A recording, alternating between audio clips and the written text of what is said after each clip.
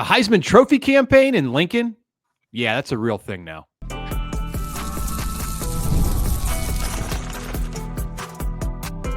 You are Locked On Nebraska, your daily Nebraska Cornhuskers podcast, part of the Locked On Podcast Network, your team every day.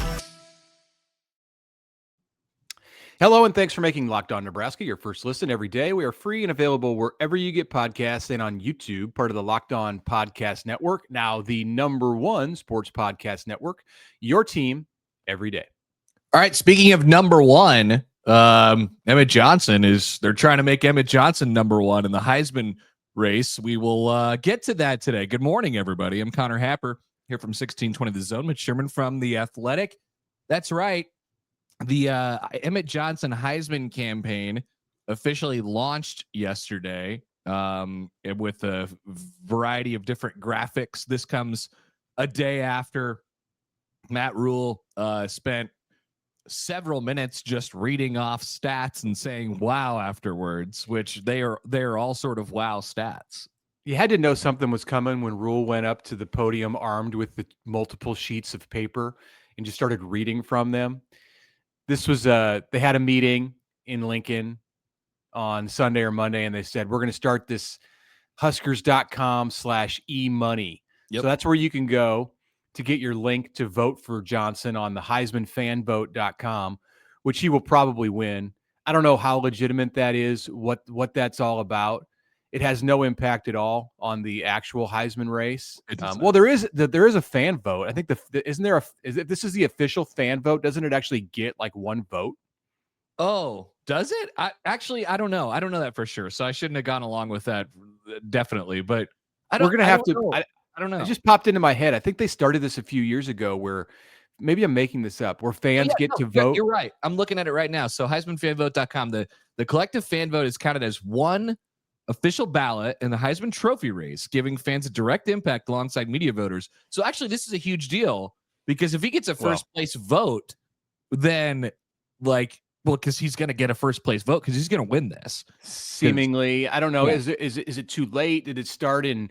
I mean, have Indiana fans or Texas A&M fans or Ohio State fans already filled this thing up with thousands of votes that Nebraska's not going to be able to catch up to? Or where can you give us an update on where the HeismanFanvote.com is at? Yeah, I wish I could check the standings. But here, either way, Emmett's got a real chance to get a vote because of the way that Nebraska fans act around these things. They lose their minds and find ways to vote 47 times per person. So he could get a first place vote. The problem is there are over 800 votes in the Heisman Trophy race. This is not like the the Major League Baseball MVP where you have 32 votes or 30 votes or something like that, and one of them could make a real difference. So, Emmett, so they've got this illustration that Nebraska released in addition to the website with Emmett actually posing as the trophy and this little hashtag or moniker that's $HEJ$MAN. That's very clever. And then Emmett was at PBA posing with teammates and the cheerleaders all doing the Heisman pose last night at the Nebraska basketball game, and he was wearing an H21sman shirt. So they got to get their hashtags aligned so they're all together. So I think what happened is Emmett works with a shirt company, with an apparel, he has a deal with an apparel brand locally. NIL. And it's actually a couple of my friends from high school who run it, and it's called We're Back, by the way. Get him on the show. Yeah, why not? And what's the name? We're Back. So we'rebackco.com. Mm-hmm. And then no free shout outs, but actually definitely free shout outs.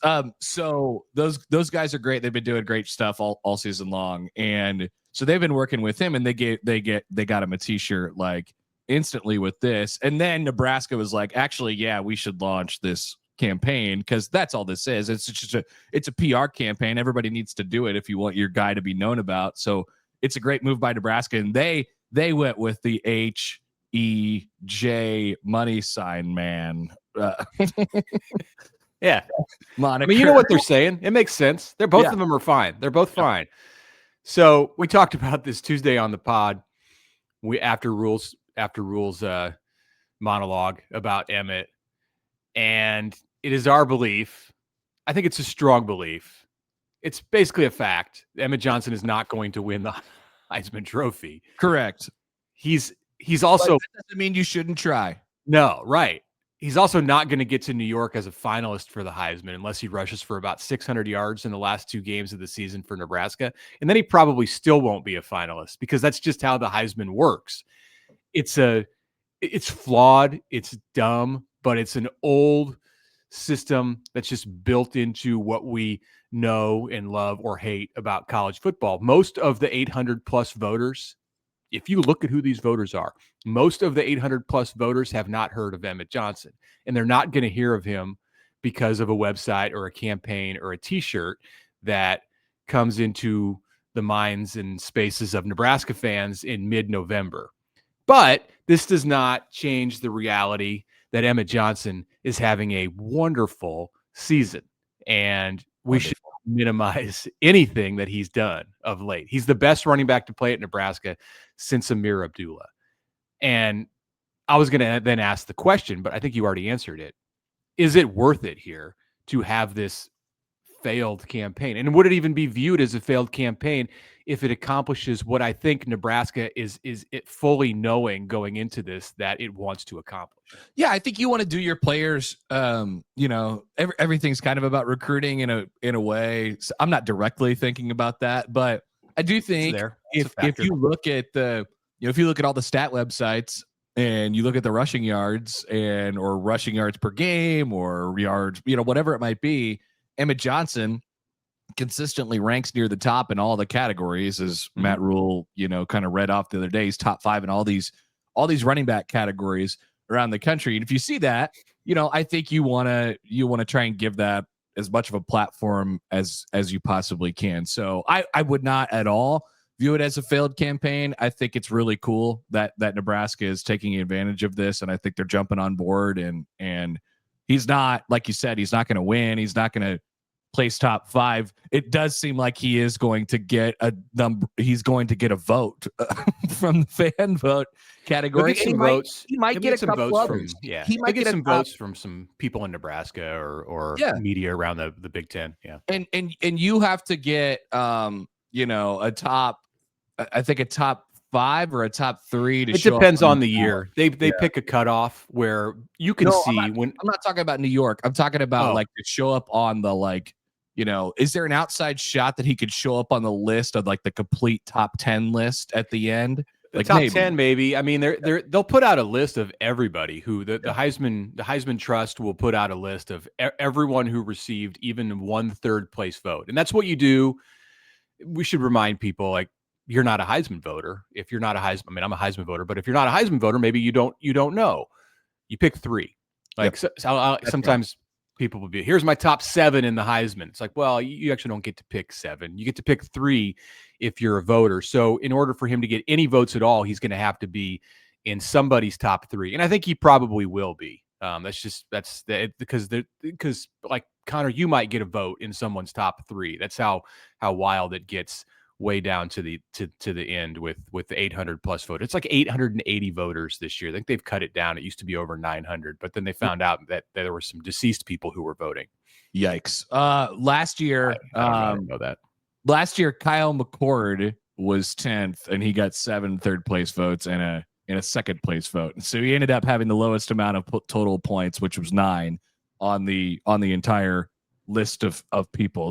Kyle top McCord 10, the top 10. Yeah, he was number 10 last year. Yeah, but there was probably somebody out there who was 11 or 12 or 13 who had 2 points or 1 point. I just don't know if that's been released. The Heisman will actually release everything all the way down to the bottom, or at least they used to. It's been a while since I've gone deep and looked at it. Usually I get a sheet at the end of the year that has everything in everyone's vote, even if you had 1 vote. So, but Emmett could certainly win the Doak Walker. He can absolutely be a first-team All-American this year based on the way that these next couple of games go.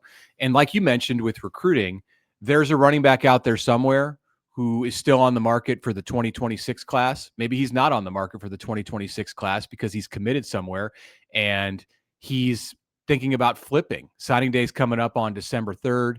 If Nebraska does this for Emmett Johnson and it's in the somewhat of the public eye, Emmett may get talked about on Pat McAfee this week on Thursday when Matt Rhule goes on. He may get talked about on Big Noon Kickoff or College Game Day for the season that he's having. And who knows who the viewers might be of that. It might be a running back who's looking at that and saying, that's a school that I could go to and make an impact, whether it's a high school kid in the 26 or 27 class or somebody who's going to go into the portal on January 2nd.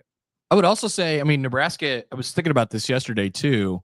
You mentioned Big Noon Kickoff there. Nebraska hasn't had a Big Noon Kickoff game this year, or, they haven't had a Big Noon Fox game this year. They've had, they have had NBC night games. So a couple nationally CBS, big time games. Right. And he's performed well in those games, but now Nebraska's 7-3 and they've launched this campaign.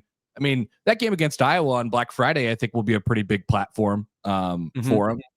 And people watch that game every year. And then depending on what happens with the TV with Penn State, which what a sham the Big Ten is for not telling us, then Nebraska, he's got an opportunity for more of a platform. Nebraska is I would say a little anxious at the possibility that Penn State game could be a night game because Iowa plays at home on that Saturday and it's in the afternoon on Saturday, or I believe it's set to, if it's not already determined, it will be likely in the afternoon. There are 2 night game slots on NBC that November 22nd date. My belief is that they're going to go west with both of those night games on that day. There's 2 decent games. I believe it's USC Oregon. Can you tell me that? Do you have the schedule in front of you? But they may have a West Coast doubleheader on November 22nd, which would free Nebraska from the possibility of playing at night on NBC and then having to fly home late at night while Iowa is soundly tucked into their beds ahead of a short week with Thanksgiving built in. USC, Oregon, and Washington, UCLA are the West Coast games. So that could be a 6:30, 9:30 Central doubleheader, or maybe they'll put Nebraska, Penn State in that 6:30 slot, which would cause some stress in Lincoln because they overthink these things quite a bit. So, all right, let's come back. We can talk a little bit more about the Heisman and why it's really dumb, or we can move on to some other topics. We'll be back with you in a moment. But right now, a word from Supply House. When the opening whistle blows on a new repair, get your crew moving forward with Supply House. Order today and see parts on your doorstep tomorrow. Over 280,000 plumbing, HVAC, and electrical items from the most trusted brands in the business. Supply House has a real inventory and honest lead times that keep you from punting projects, while their industry-leading customer service always has your blind side covered. Supply House has next-day delivery. That's a game changer. They've got a parts finder tool and 3D schematics that can save you hours on jobs where every detail matters. So join the free Trademaster program today and score serious perks like priority shipping, lower prices, and a dedicated support line. Visit supplyhouse.com to sign up for free and use promo code SHCollege5. That's SHCollege5 for 5% off your first order. Supplyhouse.com. Real people, real service.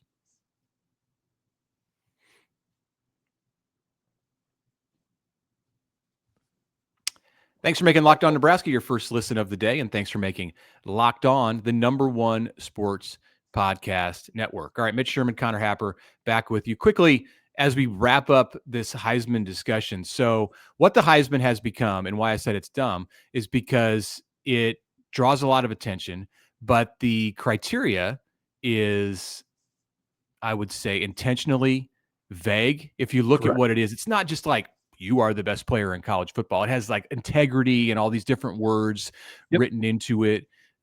So there is the ability for the many hundreds of voters to kind of interpret this award as they wish. And that's the beauty of it, because people, as a result of that, as a result of the Heisman giving the power to the voter to kind of choose this as they wish, people feel like they have ownership. Like, this is my award. I vote for this. Yeah, I'm 1/900th of the final vote, but this isn't just a cookie cutter kind of thing where, yeah, the criteria is written out for you. It's kind of vague. So most people look at it as the best quarterback on a national championship contending team. And you can yell about that and say that's stupid. That's not what it is. It is what people want it to be. I kind of look at it as like the most impactful player in the sport. That doesn't always mean the best, that's fine. Whatever. You could be mad. That's how I see it. Yeah.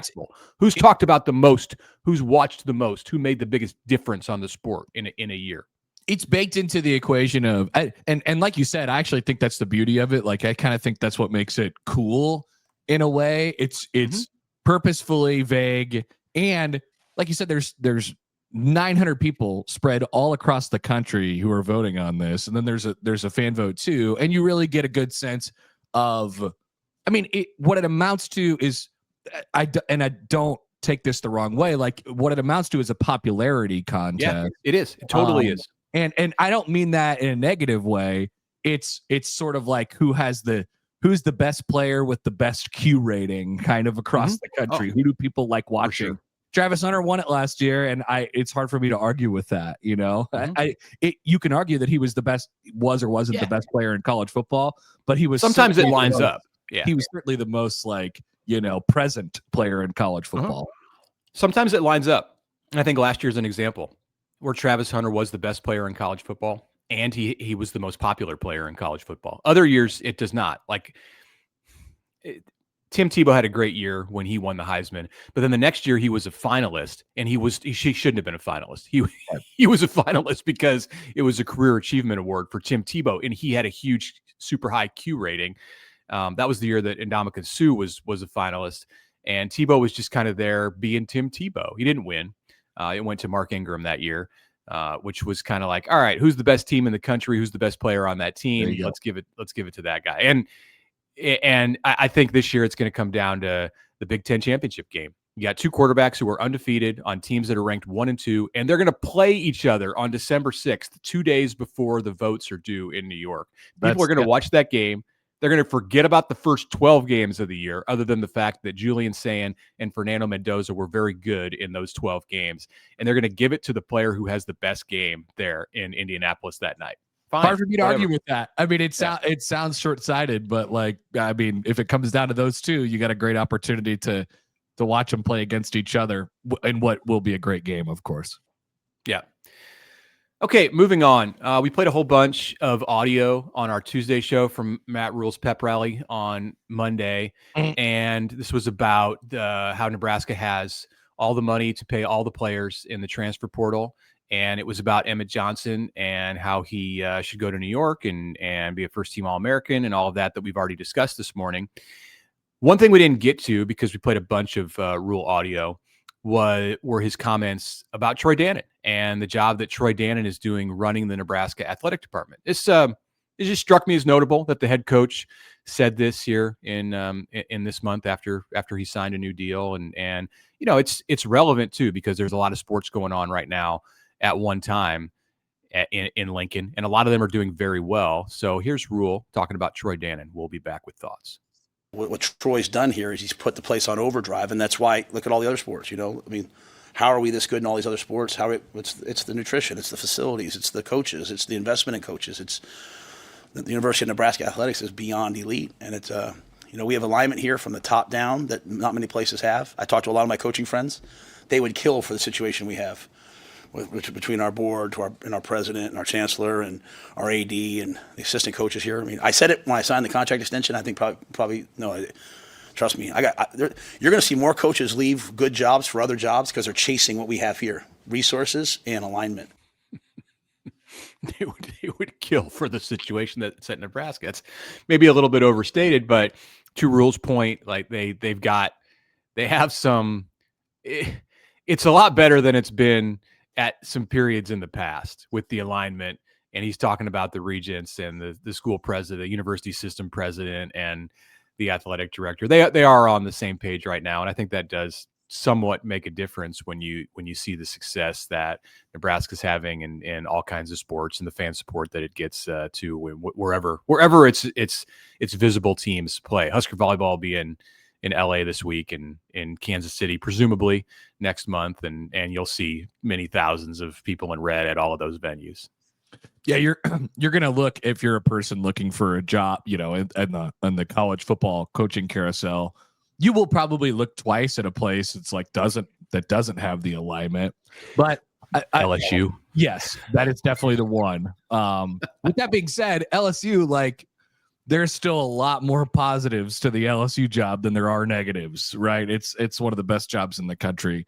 So yeah, they're gonna get a good coach no matter what. So and I've also never heard a coach at their introductory press conference be like, well, I don't know if we're really aligned here, mm-hmm. They're always aligned. They are always aligned because the people guarantee that hire them are the people that are sitting right there in that room. Mm-hmm. So yeah, sometimes I think we probably take that a little bit too far, but no doubt it's been on the other side at Nebraska from time to time, and we've seen how bad that could go. I can guarantee you that when LSU hires a coach, whenever that is, that coach will stand up at the press conference and talk about the aligned vision from the governor of the state all the way on down to the equipment manager and how committed they are to making LSU football great. And that's honestly not a lie. Alignment can mean different things to different people, and what Matt Rhule's talking about here, I think it does hold water. It's legitimate. It is a factor in Nebraska's ability to be successful, but it looks different than it does at Penn State or UCLA or LSU. All right, let's take a break. We'll take a look at some other things that are going on. Nebraska basketball, things start to get real over the weekend. We got some fun stuff to talk about here. Okay, good. Maybe we'll take a look at some college football playoff stuff as well. Back after this on the Locked On Nebraska podcast. But first, the NBA is back, and there's no better place to get on the action than FanDuel, the official sports betting partner of the association. So even if you missed the start of the game or you want to ride the hot hand, FanDuel's got live bets available for you. And then, of course, you can combine those live bets into a same-game parlay for a shot at a bigger payout. You could also do that before the game starts as well. The common spreads, overs, unders, whatever you might want to take a look at on FanDuel, they have options for you, whether it be the NBA or any other sport across the board. FanDuel is giving new customers right now $300 in bonus bets when your first $5 bet hits. So head to FanDuel.com to sign up and play your game with FanDuel, the official sports betting partner of the NBA.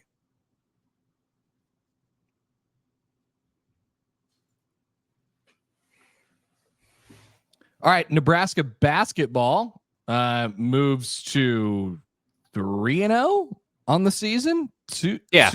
3-0. 3-0 on the season as they kind of putz around a little bit with Maryland Eastern Shore for a variety of different points of the game, but they end up with a 19-point win, 69-50. Sam Hoiberg drops 18 last night for the Huskers, so they head to Sioux Falls to take on Oklahoma this weekend, and things real game.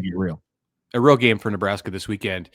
Nebraska's offense right now, and I think I fell in this trap last year because there were points in the season where Nebraska was good and was very competitive against Big Ten teams. And at the beginning of the year, I believe I felt this way 2 years ago as well when Nebraska went to the NCAA tournament. I watched them play in November, and I just thought, how is this team ever going to get to a place where it has the ability to not play perfect and still win in the Big Ten?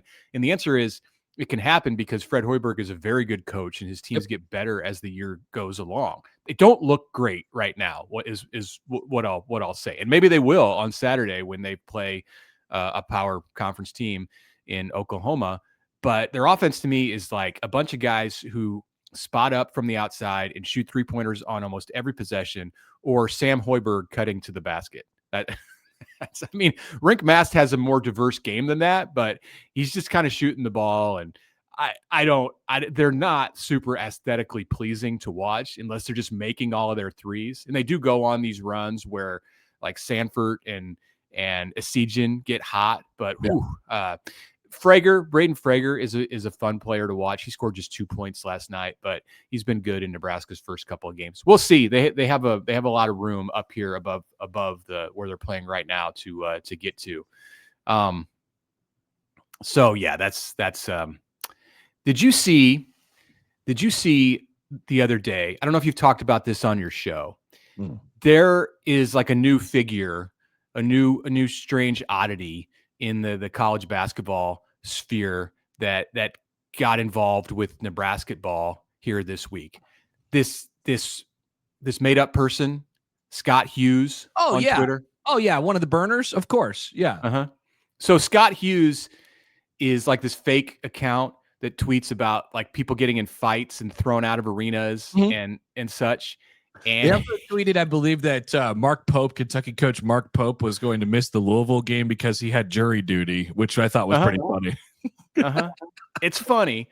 He tweeted that Nebraska basketball was going to raise a banner to celebrate its crown championship on December 7th before it played Creighton. And this got people so fired up, including media from Nebraska who cover the team and were like, this is not real. And yeah, this guy just torments beat writers is what he does. He had the USC beat writers up in arms on Tuesday because he said something about Eric Musselman, the SC coach. That's right, isn't it? Getting in a fight with one of his players. Yeah. This is which could happen. This is par for the course in the college basketball world. So well, if we're gonna play around in this space, these things are happening like all the time, like every night. Scott Hughes is far from the first Scott Hughes to appear on the scene. So keep that in mind. Second of all, I thought it was interesting the reaction to his fake "we're gonna raise a crown" banner tweet, because a lot of Husker fans responded to it and they were like, "Hell yeah, this is." They're like, this is what I'm talking about. This is great. So yeah, I don't know. I got to take. They should raise a crown banner, not before the game against Creighton. Not before the game against Creighton. They should not have a ceremony to raise the crown banner. But they should acknowledge it in some way. They should put a banner. They should they'll like raise it when the gym is empty. And just put it up there so someday you can walk into PBA, like someday soon, like now. I don't know, maybe it's already there. And you can look up and say, oh, yeah, Nebraska won the crown and spent 12 days in Las Vegas in 2025. They have an NIT banner for 1996. Yeah. I'm not against what you're saying. Same thing. I'm not against the whole do it in private. Like, all of a sudden you go in there one day and it said Nebraska won the 2025 college basketball crown. Like that's fine. Having some acknowledgement to it. Don't have a ceremony. Definitely don't have a ceremony against Creighton. Don't do that. It would be a good troll if Nebraska did that, but you kind of be owning yourself. Because it would be a troll against themselves. That's why they'd be trolling themselves. Nebraska basketball often trolls itself. So like historically, so this would be par for the course. You go against your in-state rival, which consistently makes it to at least the second round and even the second weekend of the NCAA tournament, and you're a program that's never won a game, and you're like, but we won the crown. So here we go. Check this out. It's not going to happen. I said this yesterday when I talked about it on the show. I think what should keep happening is the bit. I see it online every once in a while, and it's like, when Nebraska basketball fans and Creighton basketball fans are like, they cross paths or whatever. The Nebraska basketball fans always say like, hey, try winning a basketball game in April. You're a poverty program. It's like, funny. Keep that bit alive. I think that's really funny because there's no comeback to it. There's no like, well, I guess you're right. They never won a basketball game in April. We looked it up. Creighton had like played one basketball game in April. And it was in the CBI finals when Antoine Young stepped on the line at Oregon, the fake line at Oregon, and they lost. So I don't think Creighton actually ever has played won a basketball game in April. So good troll. Keep that going. Also on X, I noticed that there was to get back to Emmett Johnson, there was somebody who runs an account, I assume in Lincoln. And this just shows how everything's normal at Nebraska. Nothing to see here. some guy named Kool-Aid Donkey is offering to carry Emmett Johnson and TJ Lateef to class on his shoulders.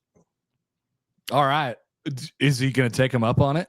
I don't know. He made an offer to somebody else. I think it was to Kenneth Williams a few weeks ago.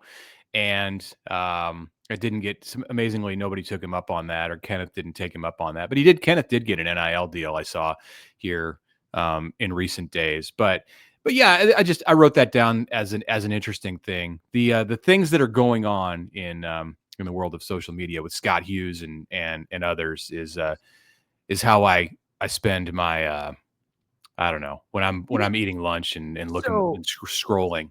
Did you know that there's like a whole subsection of people? This is like way, this is way deep. There's like a whole subsection of people on Twitter who are Husker fans who like go by the donkeys. They're whatever kind of donkeys. So this Kool-Aid donkey, I assume, is one of the donkeys. And I don't even know what that means, but they are sort of like a mob.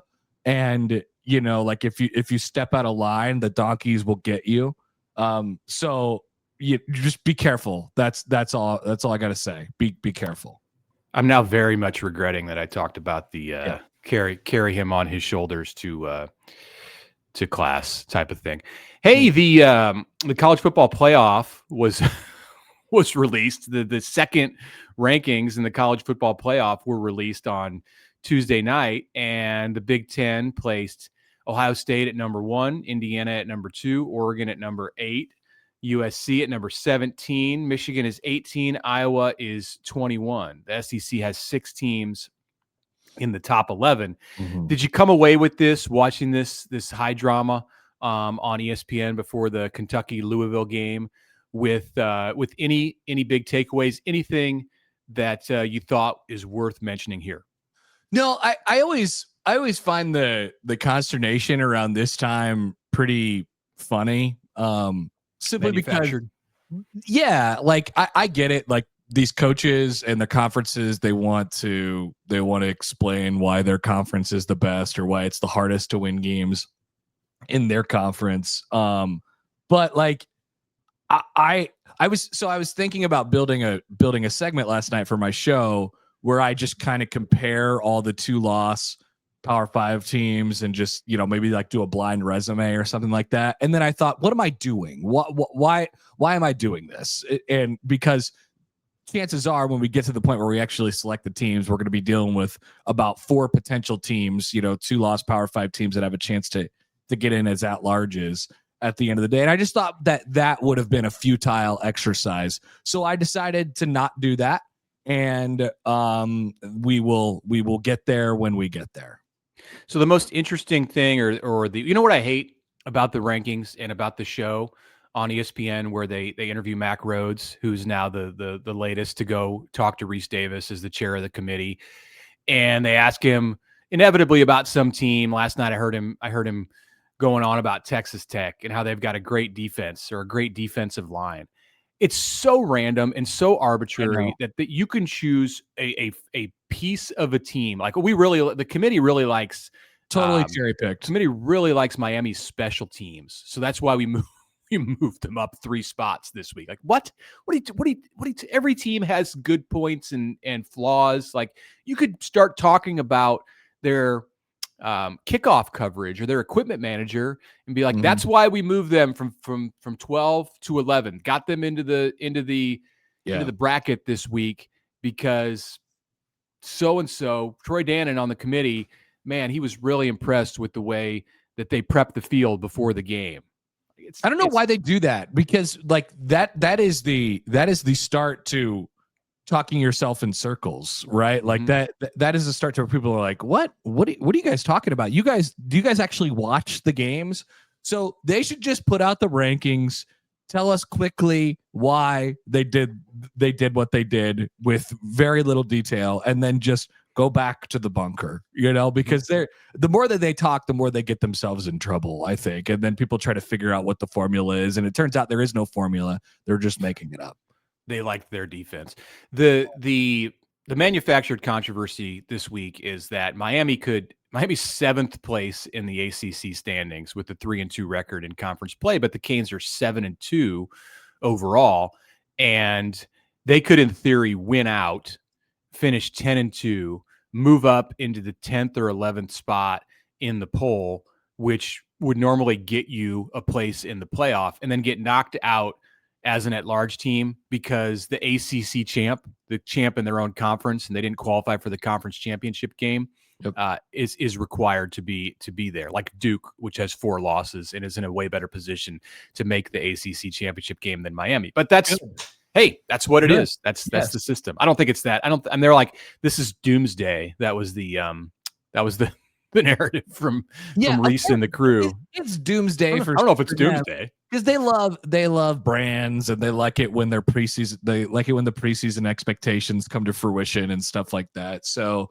yeah, no, I mean, looking at the Georgia Tech, Virginia, Pitt, SMU, and Duke all have 1 loss in the league right now, and Miami has 2. So all those schools are theoretically above them in the standings. Like, it's going to be really, really, really difficult for Miami, and that's the way it should be. Even if they're ranked 5 spots ahead of whoever wins the ACC championship game, the team who wins the conference should join, because otherwise, what are we doing? Yeah. I said I wouldn't do this week, so we'll keep this to 30 seconds. Where would Nebraska be in this poll if it had beaten USC? Probably where did Iowa, Connor? 8-2. Iowa's 21st in the poll. They're 6-3. Like right above them. I mean, probably like 18, 19, somewhere in that range. Okay. Yeah, I mean, USC 17. The door would be open for Nebraska to be higher, but I mean, they'd look right there at Michigan. I mean, Michigan is 7-2 and at 18. I mean, Nebraska lost to Michigan. They probably put them right in that category. Nebraska wouldn't have too many tremendous wins to write home about. The USC win, the Cincinnati win. Cincinnati's 21. Yeah, they'd be right there with all those other 2-loss teams that are unlikely to get in, like from 13 to 20. The committee would undoubtedly say that they downgraded Nebraska because they give up too many big plays in the run game on defense. Right. Yeah, we're just not sure about that John Butler guy. That's so weird. Yeah. All right, let's get out of here. Thanks for making Locked On Nebraska your first listen today. For your second listen, check out Locked On Big Ten. Craig is there breaking down the most exciting conference in college sports, from the rivalries to the championships and everything in between. Find Locked On Big Ten on YouTube or wherever you listen to podcasts. It's part of the Locked On Podcast Network, your team every day.